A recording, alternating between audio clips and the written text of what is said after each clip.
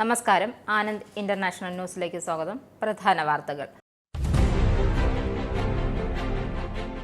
Bronchitis ബാധയെ തുടർന്ന് സുഖം പ്രാപിച്ച് വിശ്രമത്തിലായിരുന്ന ഫ്രാൻസിസ് മാർപ്പാപ്പ കാലം ചെയ്തു. ഉയർന്ന താരിഫ് സമ്മർദ്ദങ്ങൾക്കിടെ US vice president JD Vance ഔദ്യോഗിക ചർച്ചകൾക്കായി ഇന്ത്യയിലെത്തി.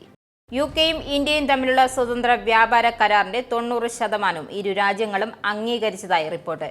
വ്യാപാര കരാറിൽ മികച്ച വഴിത്തിരിവ്. ട്രംപിന്റെ താരിഫുകൾക്ക് മറുപടിയായി UK. ബൈ ബ്രിട്ടീഷ് ക്യാമ്പയിൻ ആരംഭിക്കണമെന്ന ആഹ്വാനത്തെ പിന്തുണയ്ക്കാൻ വിസമ്മതിച്ച് ചാൻസലർ റേച്ചൽ റീവ്സ്. അവസാന മിനുക്കുപണികൾ കഴിഞ്ഞു.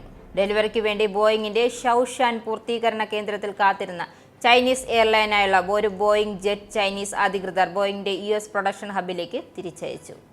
ആയുധ ഉൽപ്പാദനം ഗണ്യമായി വർദ്ധിപ്പിക്കാൻ ഒരുങ്ങിയ ബ്രിട്ടൻ US-ൽ നിന്നും ഫ്രാൻസിൽ നിന്നും പ്രതിരോധ ഉൽപ്പന്നങ്ങൾ ഇറക്കുമതി ചെയ്യുന്നതിനെ കൂടുതൽ ആശ്രയിക്കാതിരിക്കാൻ നീക്കം. ട്രംപിന്റെ താരിഫുകൾ സംബന്ധിച്ച വ്യാപാര ചർച്ചകൾ US-നെ പ്രീണിപ്പിക്കുന്ന നിലപാടെടുക്കുന്ന രാജ്യങ്ങൾക്കെതിരെ ആഞ്ഞടിച്ചു ചൈന. 2024 യുകെയിൽ ഏറ്റവും മോശം വിമാന കാലതാമസമുള്ള വിമാനത്താവളമായി ഗ്രാറ്റ്വിക് സ്ഥാനം നിലനിർത്തി. സ്വയം നിയന്ത്രിത വാഹനങ്ങൾ വൈകാതെ ദുബായ് നിരത്തുകളുടെ ആവേശമാകും. പ്രവാസികളുടെ ഉടമസ്ഥതയിൽ പ്രവർത്തിക്കുന്ന മുഴുവൻ സ്ഥാപനങ്ങളിലും ഒമാനി പൗരന്മാരെ നിയമിക്കണമെന്ന് വാണിജ്യ വ്യവസായ നിക്ഷേപ പ്രോത്സാഹന മന്ത്രാലയം. നിലമ്പൂർ നിയമസഭാ ഉപതെരഞ്ഞെടുപ്പ് സംസ്ഥാന സർക്കാരിന്റെ വിലയിരുത്തലാകുമെന്ന് CPM കേന്ദ്ര കമ്മിറ്റി അംഗം എളമരം കരീം. ഞാൻ രജനി അഭിലാഷ്. വാർത്തകൾ വിശദമായി. ബ്രോങ്കൈറ്റിസ് ബാധയെ തുടർന്ന് സുഖം പ്രാപിച്ച് വിശ്രമത്തിലായിരുന്ന ഫ്രാൻസിസ് മാർപ്പാപ്പ കാലം ചെയ്തു. 35 ദിവസത്തെ ആശുപത്രി വാസത്തിനു ശേഷം മാർച്ച് 23 ഫ്രാൻസിസ് മാർപ്പാപ്പ ആശുപത്രി വിട്ടത്. 2 മാസത്തെ വിശ്രമമായിരുന്നു ഡോക്ടർമാർ മാർപ്പാപ്പയ്ക്ക് നിർദ്ദേശിച്ചിരുന്നത്. ആശുപത്രി വിടുന്നതിന് മുമ്പ് ജമല്യ ആശുപത്രിയിലെ 10ാം നിലയിലെ മുറിയിൽ ജനാലയ്ക്കരികിൽ നിന്ന് അദ്ദേഹം വിശ്വാസികളെ അഭിസംബോധന ചെയ്തിരുന്നു. കടുത്ത ശ്വാസകോശ അണുബാധയെ തുടർന്ന് ഫെബ്രുവരി 14 മാർപ്പാപ്പയെ റോമിലെ ജമേലി ആശുപത്രിയിൽ പ്രവേശിപ്പിച്ചത്. ബെനഡിക്ട് 16 മാർപ്പാപ്പ സ്ഥാനത്യാഗം ചെയ്തതിനെ തുടർന്ന് 2013 മാർച്ച് 19 ഫ്രാൻസിസ് മാർപ്പാപ്പ കത്തോലിക്ക സഭയുടെ 266ാമത് പോപ്പായി സ്ഥാനമേറ്റത്. ഉയർന്ന താരിഫ് സമ്മർദ്ദങ്ങൾക്കിടെ US vice president JD Vance ഔദ്യോഗിക ചർച്ചകൾക്കായി ഇന്ത്യയിലെത്തി. തന്റെ ആദ്യ ഇന്ത്യ സന്ദർശനത്തിന് തിങ്കളാഴ്ച രാവിലെ ന്യൂഡൽഹിയിലെ പാലം വിമാനത്താവളത്തിലെത്തി JD വാൻസിനെ ഇന്ത്യൻ അധികൃതർ ഊഷ്മളമായി സ്വീകരിച്ചു. ഇന്ത്യൻ വംശജയായ ഭാര്യ ഉഷ വാൻസും കുട്ടികളും US ഭരണകൂടത്തിലെ മുതിർന്ന അംഗങ്ങൾക്കൊപ്പം വാൻസ് ഏപ്രിൽ 24 വരെ രാജ്യത്തുണ്ടാകും. വാൻസിന്റെ 4 ദിവസത്തെ യാത്രാ പരിപാടിയിൽ ഉന്നതതല യോഗങ്ങളും പ്രധാന ഇന്ത്യൻ നഗരങ്ങളിലേക്കുള്ള സാംസ്കാരിക സന്ദർശനങ്ങളും ഉൾപ്പെടുന്നു. തിങ്കളാഴ്ച വൈകുന്നേരം 6:30 പ്രധാനമന്ത്രിയുടെ ഔദ്യോഗിക വസതിയായ 7 ലോക് കല്യാൺ മാർഗിൽ പ്രധാനമന്ത്രി നരേന്ദ്രമോദിയുമായി ഉപരാഷ്ട്രപതിയും കൂടിക്കാഴ്ച നടത്തും. വ്യാപാരം, പ്രതിരോധം, സാമ്പത്തിക ഇടപെടൽ എന്നിവയിൽ ഇന്ത്യ-US സഹകരണം ശക്തിപ്പെടുത്തുന്നതിനെക്കുറിച്ചാണ് അവരുടെ ചർച്ചകൾ കേന്ദ്രീകരിക്കുക.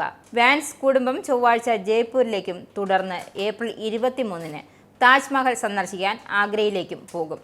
ഉഷ വാൻസിന്റെ പൂർവിക ഭവനം സ്ഥിതി ചെയ്യുന്ന ആന്ധ്രാപ്രദേശിലെ പശ്ചിമ ഗോദാവരി ജില്ലയിലെ വഡ്ഡൂർ ഗ്രാമത്തിൽ വാൻസും കുടുംബവും എത്തുമെന്ന പ്രതീക്ഷയിലാണ് നാട്ടുകാർ. യുകെയും ഇന്ത്യയും തമ്മിലുള്ള സ്വതന്ത്ര വ്യാപാര കരാറിന്റെ 90% ഇരു രാജ്യങ്ങളും അംഗീകരിച്ചതായി റിപ്പോർട്ട്. അമേരിക്കയുടെ അധിക താരിഫിൽ വളയാൻ തുടങ്ങിയ ഇന്ത്യയ്ക്കും യുകെയ്ക്കും ഇത് മികച്ച വ്യാപാര വഴിത്തിരിവാണ്. ഈ വർഷം തന്നെ ഒരു മികച്ച വ്യാപാര കരാർ അന്തിമമാക്കുന്നതിൽ UK സർക്കാർ വിജയിക്കുമെന്നും പ്രതീക്ഷയുണ്ട്. ഇന്ത്യൻ തൊഴിലാളികൾക്കുള്ള വിസ അനുവദിക്കുന്നത് ഉൾപ്പെടെ ഏറ്റവും വിവാദമായിരുന്ന വിഷയങ്ങൾ വലിയ തോതിൽ പരിഹരിച്ചതായി സർക്കാർ വൃത്തങ്ങൾ സൂചന നൽകി. ചൊവ്വാഴ്ച വ്യാപാര വകുപ്പിന്റെ നേതൃത്വത്തിൽ ഇന്ത്യൻ അധികൃതരുമായി നടത്തിയ ചർച്ചയിൽ കരാറിന്റെ 90% അംഗീകരിച്ചിട്ടുണ്ടെന്നും വിസ്കി, കാറുകൾ, ഫാർമസ്യൂട്ടിക്കൽസ് എന്നിവയുമായി ബന്ധപ്പെട്ട ചില പ്രശ്നങ്ങൾ ഉടൻ പരിഹരിക്കുമെന്നും സൂചനയുണ്ട്. ഡൊണാൾഡ് ട്രംപിന്റെ താരിഫുകൾക്ക് മറുപടിയായി UK government buy British campaign ആരംഭിക്കണമെന്ന ആഹ്വാനത്തെ പിന്തുണയ്ക്കാൻ ആവർത്തിച്ച് വിസമ്മതിച്ച് ചാൻസലർ റേച്ചൽ റീവ്സ്. സംഭരണ നിയമങ്ങൾ പരിശോധിച്ചുകൊണ്ടിരിക്കുകയാണെന്നും ബ്രിട്ടീഷ് കമ്പനികൾക്ക് സർക്കാരിന്റെ വാങ്ങൽ ശേഷി ഉപയോഗിച്ച് പ്രോത്സാഹനം നൽകുന്നതിനുള്ള നയങ്ങൾ ഇതിനകം നിലവിലുണ്ടെന്നും ഡൗണിംഗ് സ്ട്രീറ്റ് പറഞ്ഞു. കനേഡിയൻ ഇറക്കുമതികൾക്ക് 25% US താരിഫ് ഏർപ്പെടുത്തുന്നതിന് മറുപടിയായി കാനഡ ബൈ കനേഡിയൻ ക്യാമ്പയിൻ ആരംഭിച്ച മാതൃകയിൽ യുകെയിലും ബൈ ബ്രിട്ടീഷ് ക്യാമ്പയിനിങ് തുടരണമെന്നായിരുന്നു ആവശ്യം. അവസാന മിനുക്കുപണികൾ കഴിഞ്ഞു. ഡെലിവറിക്ക് വേണ്ടി ബോയിങ്ങിന്റെ ഷൌഷാൻ പൂർത്തീകരണ കേന്ദ്രത്തിൽ കാത്തിരുന്ന ചൈനീസ് എയർലൈനായുള്ള ഒരു ബോയിങ് ജെറ്റ് ചൈനീസ് അധികൃതർ ബോയിങ്ങിന്റെ US പ്രൊഡക്ഷൻ ഹബിലേക്ക് തിരിച്ചയച്ചു. ഇതോടെ US ഉൽപ്പന്നങ്ങൾ ഇനി സ്വീകരിക്കില്ല എന്ന നിലപാടിൽ ചൈന ഉറച്ചു നിൽക്കുകയാണെന്ന് വ്യക്തമാക്കി. ചൈനയുടെ സിയാമെൻ എയർലൈനായി ഉദ്ദേശിച്ചിരുന്ന 700 37 മാക്സ് മടക്കയാത്രയിൽ 8000 കിലോമീറ്റർ യാത്ര ചെയ്തു.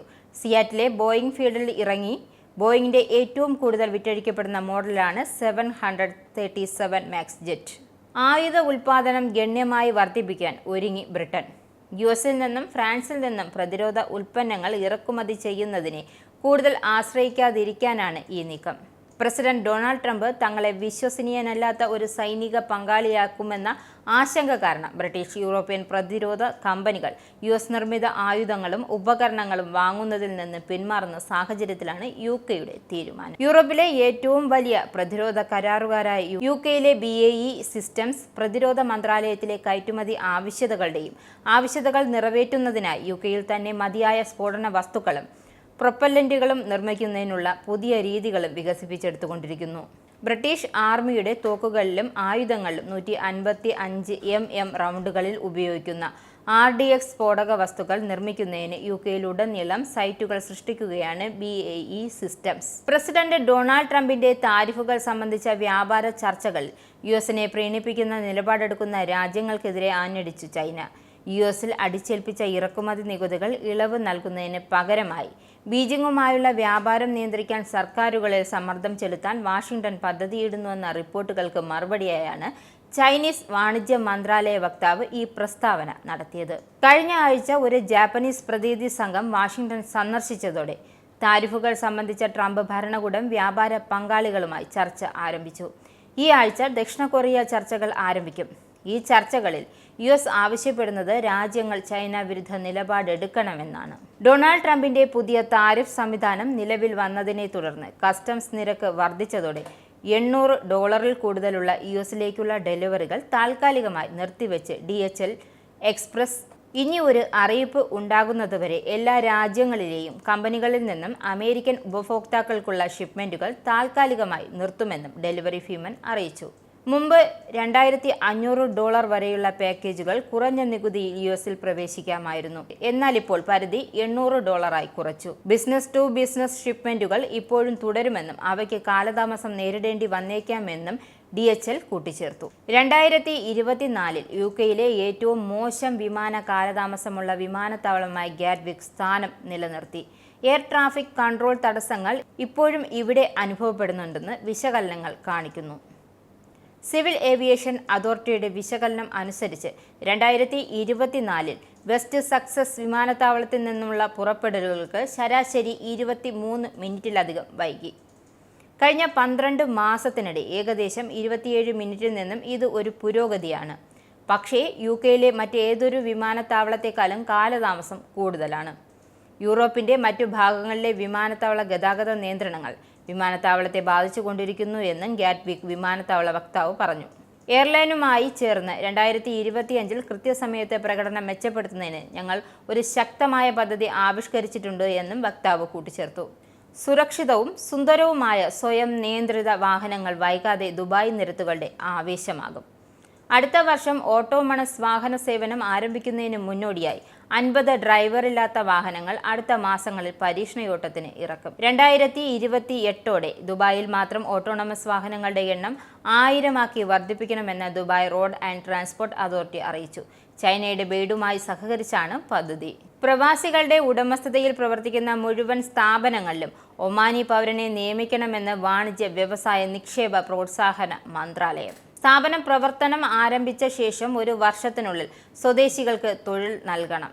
വിദേശ നിക്ഷേപ നടപടികൾ മെച്ചപ്പെടുത്തുന്നതിനും സേവനങ്ങൾ എളുപ്പത്തിലാക്കുന്നതിനും കഴിഞ്ഞ 1 വർഷത്തിനിടെ സ്വീകരിച്ച നടപടികൾ വാർത്താ സമ്മേളനത്തിൽ വിശദീകരിക്കവെയാണ് മന്ത്രാലയം ഇക്കാര്യം വ്യക്തമാക്കിയത്. ഇനിയൊരു ഇടവേള.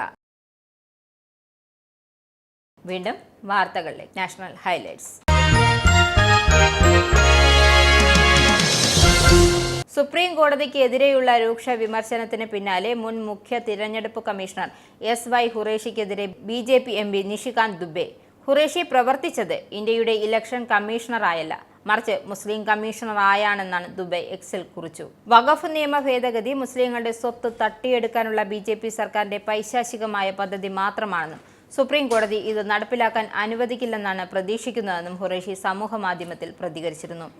ഇതിനു പിന്നാലെയാണ് ദുബൈയുടെ വിമർശനം. ഇന്ത്യയുടെ 17ാം മുഖ്യ തിരഞ്ഞെടുപ്പ് കമ്മീഷണറായിരുന്നു SY ഖുറേഷി. മുഗൾ ഭരണാധികാരി ഔറംഗസീബിനെയും ഹീറോയായി കണക്കാക്കുന്നവർ ജവഹർലാൽ നെഹ്റുവിനെ വായിക്കണമെന്നും മതഭ്രാന്തനും ക്രൂരനുമായ ഭരണാധികാരിയുമാണ് അദ്ദേഹം ഔറംഗസീബിനെ രേഖപ്പെടുത്തിയതെന്നും കേന്ദ്രമന്ത്രി രാജ്നാഥ് സിംഗ്. സ്വതന്ത്രാനന്തര ഇന്ത്യയിൽ ഇടതുപക്ഷ ചേരിയോട് ചേർന്ന് പ്രവർത്തിച്ച ചരിത്രകാരന്മാർ മേവാർ ഭരണാധികാരി റാണ പ്രതാപിനോ ഛത്രപതി ശിവജി മഹാരാജാവിനോ വേണ്ടത്ര പരിഗണന നൽകിയിട്ടില്ലെന്നും അതേസമയം ഔറംഗസീബിനെ പാടിപ്പുകഴ്ത്തിയെന്നും അദ്ദേഹം ആരോപിച്ചു. രാജസ്ഥാനിലെ മേവാർ ഭരണാധികാരി മഹാറാണ പ്രതാപിന്റെ പ്രതിമ ഛത്രപതി സംഭാജി നഗറിൽ അനാച്ഛാദനം ചെയ്ത പരിപാടിയിൽ പ്രസംഗിക്കുകയായിരുന്നു അദ്ദേഹം. നിലമ്പൂർ ഉപതെരഞ്ഞെടുപ്പിന് മുമ്പ് തൃണമൂൽ കോൺഗ്രസിന്റെയും PV അൻവറിന്റെയും UDF മുന്നണി പ്രവേശനത്തിന് സമ്മർദ്ദം ശക്തമാക്കിയ തൃണമൂൽ കോൺഗ്രസ് PV അൻവറിന് ഒറ്റയ്ക്ക് UDFുമായി സഹകരിക്കാൻ ആവില്ലെന്നും തൃണമൂൽ നേതൃത്വം അറിയിച്ചു. തൃണമൂലിനെ മുന്നണിയിൽ എടുക്കണമെന്നാണ് നേതൃത്വം ആവശ്യപ്പെടുന്നത്. മുന്നണിയിൽ എടുക്കണമെന്നാണ് പ്രതീക്ഷയെന്നും അതിന് തടസ്സമുള്ള രാഷ്ട്രീയ സാഹചര്യമൊന്നും നിലവിലില്ലെന്നും തൃണമൂൽ കോൺഗ്രസ് മലപ്പുറം ജില്ലാ ചീഫ് കോർഡിനേറ്റർ KT അബ്ദുറഹ്മാൻ വ്യക്തമാക്കി. നിലമ്പൂർ ഉപതെരഞ്ഞെടുപ്പിൽ ആര് സ്ഥാനാർത്ഥിയായാലും UDF വിജയിക്കുമെന്ന് Malappuram DCC president VS Joy. സ്ഥാനാർത്ഥിയാക്കാൻ യോഗ്യരായ ഒരുപാട് പേരുണ്ട്. യോഗ്യരായ ഒരാൾ പാർട്ടി ഹൈക്കമാൻഡ് പ്രഖ്യാപിക്കും. ആരെ തീരുമാനിച്ചാലും പാർട്ടി ഒറ്റക്കെട്ടായി നിൽക്കുമെന്നും സ്ഥാനാർത്ഥിയെ വിജയിപ്പിക്കുമെന്നും VS ജോയ് കൂട്ടിച്ചേർത്തു. വ്യക്തി താൽപര്യങ്ങൾക്ക് പ്രസക്തിയില്ല, വിജയം മാത്രമാണ് ലക്ഷ്യം. നിലമ്പൂരിൽ നടക്കുന്നത് രാഷ്ട്രീയമായ മത്സരമാണ്. ഒരു സോഷ്യൽ എഞ്ചിനീയറിംഗ് വർക്കും ചേരിതിരിവും നടക്കില്ല. മുസ്ലിം ലീഗുമായി എക്കാലത്തെയും മികച്ച ബന്ധമാണുള്ളത്. മുന്നണിയിൽ പ്രശ്നങ്ങളില്ല. ഇടതു സർക്കാരിനെതിരായ ജനവിധിയാണ് ഉണ്ടാവുക. PV അൻവർ ഉയർത്തിയ വിഷയങ്ങളും മണ്ഡലത്തിൽ ചർച്ചയാകും. അൻവറിന്റെ പിന്തുണ UDFന് കൂടുതൽ ശക്തി പകരുമെന്നും VS ജോയ് കൂട്ടിച്ചേർത്തു. നിലമ്പൂർ നിയമസഭാ ഉപതെരഞ്ഞെടുപ്പ് സംസ്ഥാന സർക്കാരിന്റെ വിലയിരുത്തലാകുമെന്ന് CPM കേന്ദ്ര കമ്മിറ്റി അംഗം എളമരം കരീം. നിലമ്പൂരിൽ വിജയമല്ലാതെ യാതൊന്നും LDF പ്രതീക്ഷിക്കുന്നില്ല. LDF സർക്കാരിന്റെ വികസന പ്രവർത്തനങ്ങൾ തിരഞ്ഞെടുപ്പിൽ പ്രതിഫലിക്കുമെന്നും ജനങ്ങൾ LDFനൊപ്പം നിൽക്കുമെന്ന് ആത്മവിശ്വാസം സർക്കാരിനുണ്ടെന്നും എളമരം കരീം കൂട്ടിച്ചേർത്തു. LDFന് ഒരു ഭയപ്പാടുമില്ല എന്നും ഇതുവരെ സ്ഥാനാർത്ഥി ചർച്ചകളിലേക്ക് CPM കടന്നിട്ടില്ലെന്നും കരീം കൂട്ടിച്ചേർത്തു. UK പൗണ്ട് ഇന്നത്തെ മൂല്യം: ഒരു പൗണ്ട് 113.24 ഇന്ത്യൻ രൂപ, ഒരു US ഡോളർ 85.38 ഇന്ത്യൻ രൂപ, ഒരു യൂറോ 97.11 ഇന്ത്യൻ രൂപ, ഒരു പൗണ്ട് 1.33 US ഡോളർ. ഇനി സ്പോർട്സ്.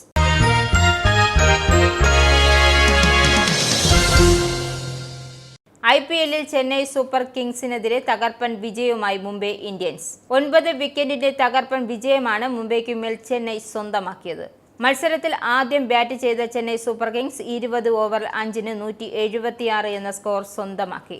മറുപടി ബാറ്റിംഗിൽ 15.4 ഓവറിൽ 1 വിക്കറ്റ് നഷ്ടത്തിൽ മുംബൈ ഇന്ത്യൻസ് ലക്ഷ്യത്തിലെത്തി. നേരത്തെ ടോസ് നേടിയ മുംബൈ ഇന്ത്യൻസ് ചെന്നൈ സൂപ്പർ കിങ്സിനെ ബാറ്റിംഗിൽ അയക്കുകയായിരുന്നു.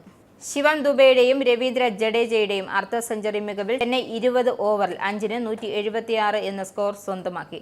ദുബെയുടെ 32 പന്തിൽ 50 റൺസും രവീന്ദ്ര ജഡേജ 35 പന്തിൽ പുറത്താകാതെ 53 റൺസും നേടി. അരങ്ങേറ്റക്കാരനായ ആയുഷ് മാത്രേ 15 പന്തിൽ 32 റൺസുമായി ഭേദപ്പെട്ട പ്രകടനം പുറത്തെടുത്തു.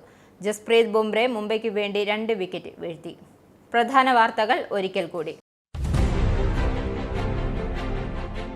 ബ്രോങ്കൈറ്റിസ് ബാധയെ തുടർന്ന് സുഖം പ്രാപിച്ച് വിശ്രമത്തിലായിരുന്ന ഫ്രാൻസിസ് മാർപ്പാപ്പ കാലം ചെയ്തു. ഉയർന്ന താരിഫ് സമ്മർദ്ദങ്ങൾക്കിടെ US vice president JD Vance ഔദ്യോഗിക ചർച്ചകൾക്കായി ഇന്ത്യയിലെത്തി. UKയും ഇന്ത്യയും തമ്മിലുള്ള സ്വതന്ത്ര വ്യാപാര കരാറിന്റെ 90% ഇരു രാജ്യങ്ങളും അംഗീകരിച്ചതായി റിപ്പോർട്ട്. വ്യാപാര കരാറിൽ മികച്ച വഴിത്തിരിവ്. ട്രംപിന്റെ താരിഫുകൾക്ക് മറുപടിയായി UK. ബൈ ബ്രിട്ടീഷ് ക്യാമ്പയിൻ ആരംഭിക്കണമെന്ന ആഹ്വാനത്തെ പിന്തുണയ്ക്കാൻ വിസമ്മതിച്ച് ചാൻസലർ റേച്ചൽ റീവ്സ്. അവസാന മിനുക്കുപണികൾ കഴിഞ്ഞു. ഡെലിവറിക്ക് വേണ്ടി ബോയിങ്ങിന്റെ ഷൌഷാൻ പൂർത്തീകരണ കേന്ദ്രത്തിൽ കാത്തിരുന്ന ചൈനീസ് എയർലൈനായുള്ള ഒരു ബോയിങ് ജെറ്റ് ചൈനീസ് അധികൃതർ ബോയിങ്ങിന്റെ US പ്രൊഡക്ഷൻ ഹബിലേക്ക് തിരിച്ചയച്ചു. ആയുധ ഉൽപ്പാദനം ഗണ്യമായി വർദ്ധിപ്പിക്കാൻ ഒരുങ്ങിയ ബ്രിട്ടൻ US-ൽ നിന്നും ഫ്രാൻസിൽ നിന്നും പ്രതിരോധ ഉൽപ്പന്നങ്ങൾ ഇറക്കുമതി ചെയ്യുന്നതിനെ കൂടുതൽ ആശ്രയിക്കാതിരിക്കാൻ നീക്കം. ട്രംപിന്റെ താരിഫുകൾ സംബന്ധിച്ച വ്യാപാര ചർച്ചകൾ US-നെ പ്രീണിപ്പിക്കുന്ന നിലപാടെടുക്കുന്ന രാജ്യങ്ങൾക്കെതിരെ ആഞ്ഞടിച്ചു ചൈന. 2024 UKയിൽ ഏറ്റവും മോശം വിമാന കാലതാമസമുള്ള വിമാനത്താവളമായി ഗ്രാറ്റ്വിക് സ്ഥാനം നിലനിർത്തി. സ്വയം നിയന്ത്രിത വാഹനങ്ങൾ വൈകാതെ ദുബായ് നിരത്തുകളുടെ ആവേശമാകും.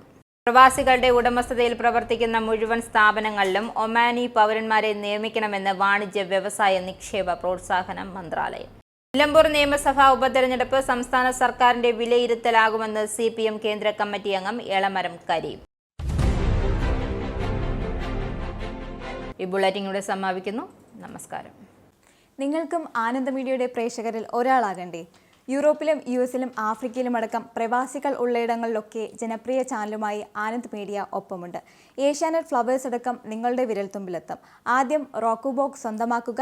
അതിൽ നിന്നും ആനന്ദ് മീഡിയ ആപ്ലിക്കേഷൻ ഡൗൺലോഡ് ചെയ്യുക, ഇൻസ്റ്റാൾ ചെയ്യുക. എന്നിട്ട് 020-858-66511 എന്ന നമ്പറിൽ ഞങ്ങളുടെ കസ്റ്റമർ കെയറിൽ ബന്ധപ്പെടുക. അല്ലെങ്കിൽ +91 735 660 3747 എന്ന നമ്പറിൽ വാട്സപ്പ് ചെയ്യുക.